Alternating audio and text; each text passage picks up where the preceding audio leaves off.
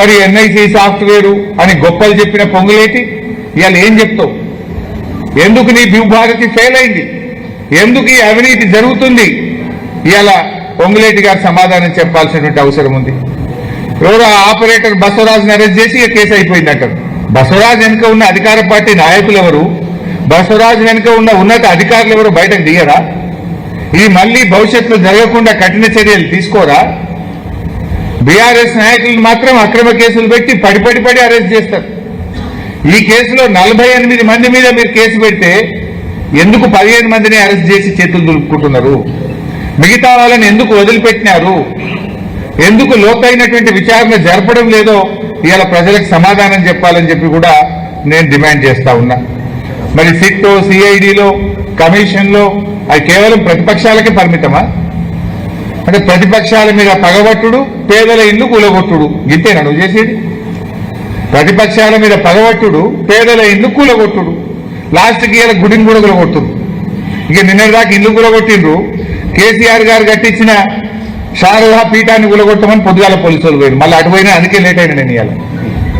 ఇక నిన్నటిదాకా ఇల్లు కూలగొట్టుడు అయిపోయింది, ఇలా గుళ్ళు కూడా కొడతాడ. కేసీఆర్ ఆనవాళ్ళు మారుస్తా అంటే కేసీఆర్ గారు కట్టించిన గుడి కూడా కూలగొట్టాడు రేవంత్ రెడ్డి. ఇదేనా ఆనవాళ్ళు మార్చడం అంటే? అందువల్ల నేను పొద్దున అనుకోకుండా అటు పోతే గంటన్నర లేట్ అయినా క్షమించాలి మీరందరూ కూడా. ఇటీవల 2.5 ఏళ్ల కాంగ్రెస్ పాలనలో ముఖ్యమంత్రి, మంత్రుల ఆస్తులు పెరిగినాయి, పేదల బతుకులైతే మారలే. రైతు బంధు రాదు, కళ్యాణ లక్ష్మి చెక్కులు రావు, బోనస్ రాదు, కేసీఆర్ కిట్ రాదు, పంటల బీమా రాదు. మంత్రులకు మాత్రం ఆస్తులు పెరుగుతున్నాయి, ముఖ్యమంత్రి ఆస్తులు పెరుగుతున్నాయి. ముఖ్యమంత్రి అన్నదమ్ముల ఆస్తులైతే ఇవాళ అడ్డగోలుగా పెరుగుకుంటా పోతున్నాయి. గ్యారంటీలన్నీ గాల్లో కలిసిపోయినాయి. ఇవాళ ఆ రోజు రేవంత్ రెడ్డి గారు, కేసీఆర్ గారు 2 పంటలకు రైతు బంధు ఇస్తే 3 పంటలకు ఎందుకు ఇవ్వమని అడిగిండు. నువ్వు 3 పంటలు కాదు కానీ 1 పంటకి ఇస్తలేవు కదా నువ్వు. కేసీఆర్ గారు బరాబర్ కరోనా వచ్చినా 2 పంటలకు ఇచ్చిండు. 2 పంటలకు ఇస్తే 3 ఎందుకు ఇస్తలేవన్నావు నువ్వు?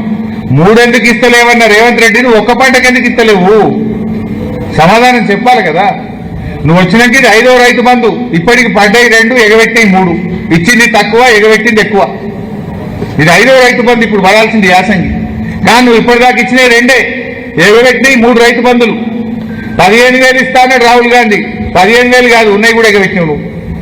పక్కా బరాబర్ కేసీఆర్ ఉన్నప్పుడు ఒక నమ్మకం ఉండే, రైతులకు బరాబర్ రైతు బంధు పడుతుందనే ఒక నమ్మకం ఉండే. నాట్లకు కేసీఆర్ రైతు బంధు ఇస్తే ఓట్లకు రేవంత్ రెడ్డి ఇస్తుండు. ఒకసారి ఎంపీ ఎన్నికల ముందు ఇచ్చిండు, ఒకసారి సర్పంచ్ ఎన్నికల ముందు ఇచ్చిండు. కదా ఇప్పుడేం ఎలక్షన్ లేవు, మళ్ళీ పెట్టేశాడు. నాట్లకు కేసీఆర్, ఓట్లకు రేవంత్.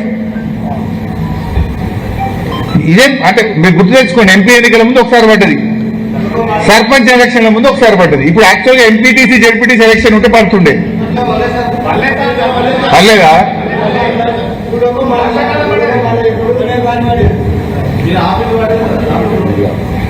ఇవాళ మేము ఒకటే ప్రభుత్వాన్ని కోరేది, పన్నులు పెంచుకుంటూ పోతుంది. ఫస్ట్ మేము గవర్నమెంట్ కోరేది ఇప్పుడు ఈ భూభారతి మీద రివ్యూ జరగాలి.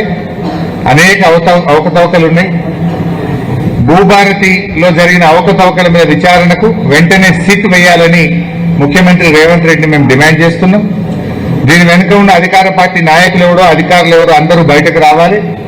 దోషులందరినీ అరెస్ట్ చేసి ప్రభుత్వ ఖజానాకు రావాల్సిన ప్రతి పైసాను కూడా తెప్పించాలని చెప్పి మేము ప్రభుత్వాన్ని డిమాండ్ చేస్తున్నాం.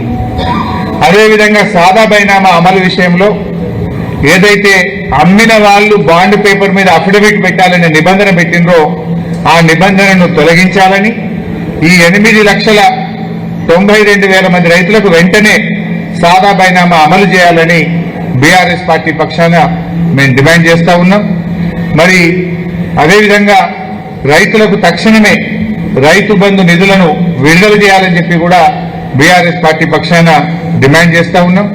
ఇవాళ ఈ ప్రభుత్వం వచ్చిన తర్వాత నాగార్జున సాగర్, శ్రీశైలం 2 ప్రాజెక్టులలో అతి తక్కువ నీటి వినియోగం చేస్తా ఉంది రాష్ట్రం. అంటే మన నీళ్లను మనకు దక్కించడంలో కూడా రేవంత్ రెడ్డి, నీళ్ల మంత్రి ఉత్తమ్ కుమార్ రెడ్డి ఫెయిల్ అయిపోయినరు. సాగర్ శ్రీశైలంలో అడ్డగోలుగా ఆంధ్రప్రదేశ్ నీళ్లు మలుక్కుపోతున్నది.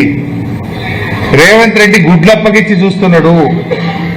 కేసీఆర్ ని కళ్ళగుడ్లు ఉడవిక్తా అని మాట్లాడు కాదు. చేతనైతే సాగర్ శ్రీశైలంలో తెలంగాణకు దక్కాల్సిన వాటాను కాపాడు. ఇవాళ యాసంగి పంటకు నల్గొండ ఖమ్మం జిల్లాలకు నీళ్లు తక్కువ పడే పరిస్థితి ఉన్నది. ఇప్పటికైనా ఆంధ్రప్రదేశ్ నీటి మళ్లింపు ఆపకపోతే రేపు హైదరాబాద్ మంచి నీళ్లకు ఇబ్బంది పడే ప్రమాదం ఉన్నది. నువ్వు గుడ్లప్పగిచ్చి చూసుడో గుడ్లుడవీకుడో కాదు రేవంత్ రెడ్డి. అవసరమైతే అపెక్స్ కౌన్సిల్ మీటింగ్ డిమాండ్ చేయి, ఢిల్లీకి పోయి కేంద్ర నీటిపారుదల శాఖ మంత్రి దగ్గర కూర్చొని తెలంగాణ నీటి వాటా కాపాడాలని చెప్పి మేము ఈరోజు డిమాండ్ చేస్తా ఉన్నాం. ఇవాళ రేవంత్ రెడ్డి వచ్చిన తర్వాత ధరలు పెంచుడు ఎక్కువైపోయింది. ఇవాళ పేదవాడు ఇల్లు కడదామంటే ఇసుక ధర రెట్టింపు అయిపోయింది. అసలు ఇసుక దొరకలేదు. 2 వీలర్లు మోటార్ సైకిల్ రైతు మోటార్ సైకిల్ కొనుక్కుంటే ఇప్పుడు 10,000 ఫీజు పెంచిండు. మోటార్ సైకిళ్ల మీద 10,000 ట్యాక్స్ పెంచిండు రేవంత్ రెడ్డి. ఆటోల మీద, మోటార్ సైకిళ్ల మీద, గూడ్స్ బండ్ల మీద పన్నులు పెంచి ఇవాళ పేదలు, రైతులు, విద్యార్థులు, యువకులను ఇబ్బంది పెడుతున్నటువంటి పరిస్థితి. ఆర్టీసీ బస్ ఛార్జీలు డబుల్ చేసిండు. మగవాళ్ళకు ఆడోళ్ళకు ఫ్రీ అన్నాడు, మగవాళ్ళకు డబుల్ టికెట్ కొడుతుండు. ఆర్టీసీ బస్ ఛార్జీలు పెంచినవు, ఇసుక ధర పెంచినవు, మోటార్ సైకిళ్ల మీద ట్యాక్స్ పెంచినవు, మద్యం ధరలు పెంచినవు. ధరలు పెంచుడే తప్ప పేదలకు ఇచ్చు లేదు. ధరలు పెంచుడు, కమిషన్లు దంచుడు, పేదోళ్ళకి ఎగ్గొట్టుడు. అన్ని పథకాలు ఆగం పెట్టిండు. ఒకటొకటి ఇందిరమ్మ ఆత్మీయ భరోసా అన్నావు, బడ్జెట్లో పెట్టిండు. బట్టి గారు కాంగ్రెస్ వాళ్ళంతా బలలు కొట్టిండ్రు. ఒక్కరికైనా పడ్డదా ఇందిరమ్మ ఆత్మీయ భరోసా? వ్యవసాయ కూలీలకు సంవత్సరానికి 12,000 ఇస్తామన్నారు. ఎందుకు బంద్ అయింది ఇందిరమ్మ ఆత్మీయ భరోసా? ఎందుకు అటకెక్కింది? రాజీవ్ యువ వికాసం ఎందుకు అటకెక్కింది? 2.5 ఏళ్లైనా ఒక్క యువకుడి కన్నా ఉద్యోగాలు ఇచ్చింది లేదు. రాజీవ్ యువ వికాసం కింద సాయం చేసింది లేదు. మాటల్లోనే రాజీవ్ యువ వికాసం, మాటల్లోనే ఇందిరమ్మ ఆత్మీయ భరోసా, మాటల్లోనే రైతు బంధు, చేతలకు వచ్చే వరకు మొండి చేయి అయిపోయింది. హస్తం గుర్తు కాస్త మొండి చేయి అయిపోయింది. సో వెంటనే ఇవి అమలు చేయాలని చెప్పి కూడా డిమాండ్ చేస్తూ, తెలంగాణ నీటి హక్కులను కాపాడాలని కూడా డిమాండ్ చేస్తూ, ముఖ్యంగా ఈ రెవెన్యూలో జరిగినటువంటి కుంభకోణంలో సిట్టు వేసి మొత్తం పూర్వాపరాలు బయటకు తీయాలని, దీని మీద ప్రభుత్వం ఒక శ్వేతపత్రాన్ని విడుదల చేయాలని చెప్పి కూడా డిమాండ్ చేస్తున్నాం. దీని ఇంతటితో వదలం. రేపటి అసెంబ్లీ సమావేశాల్లో కూడా ఈ అంశం మీద గట్టిగా లేవనెత్తుతాం. తప్పు మీది రైతులకు నోటీసులు ఇస్తున్నారు. రైతులకు ఎట్లా నోటీసులు ఇస్తారు?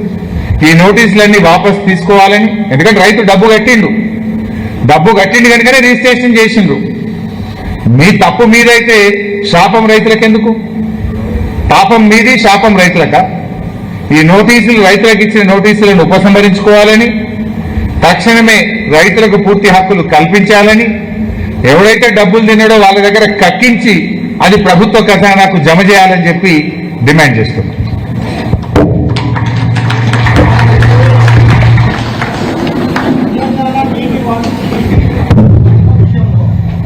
చెప్పండి క్వశ్చన్.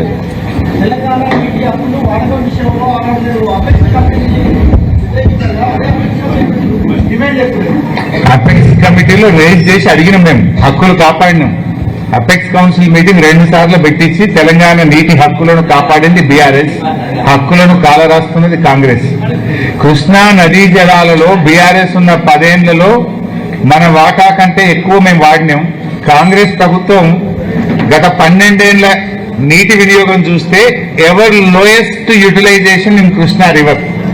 దీని మీద అసెంబ్లీలో చర్చ పెట్టండి, ఆధారాలతో సహా నేను చూపించడానికి సిద్ధం. బీఆర్ఎస్ హయాం కంటే కాంగ్రెస్ హయాంలో కృష్ణా నదీ జలాల వినియోగంలో తెలంగాణకు అన్యాయం జరిగింది. తెలంగాణ నీటి వాటాను దక్కించుకోవడంలో, వాడుకోవడంలో ఈనాటి కాంగ్రెస్ ప్రభుత్వం ఫెయిల్ అయింది.